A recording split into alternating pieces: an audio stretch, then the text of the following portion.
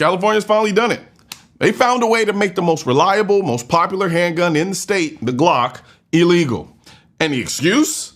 Because criminals are breaking the law. Breaking the law? You can't make this shit up. Only in California could a government look at criminals converting guns illegally, then decide the solution is to punish the law-abiding people who aren't doing the shit illegally.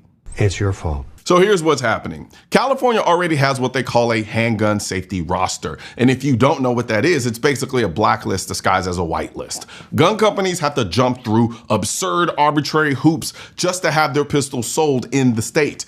Things like loaded chamber indicators, magazine disconnects, and until recently, microstamping.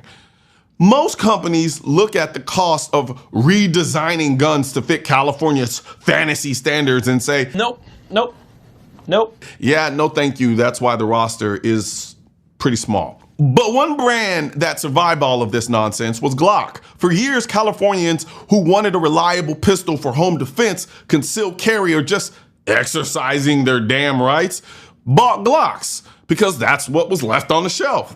Well, not so much anymore, at least if Governor Newsom signs this bill. You see, according to the bill, which is now sitting on Governor Newsom's desk, handguns that can be readily converted to fire automatically by the installation of illegal machine gun conversion devices, sometimes referred to as Glock switches, are deemed unsafe handguns and shall not be added to the roster. Translation, they're banning Glocks without saying the word Glock. So let me get this straight.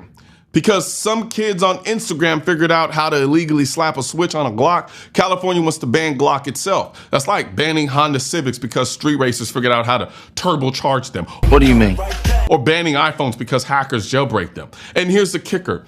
Those switches are already illegal under federal law. 10 years in prison, $250,000 fine, illegal.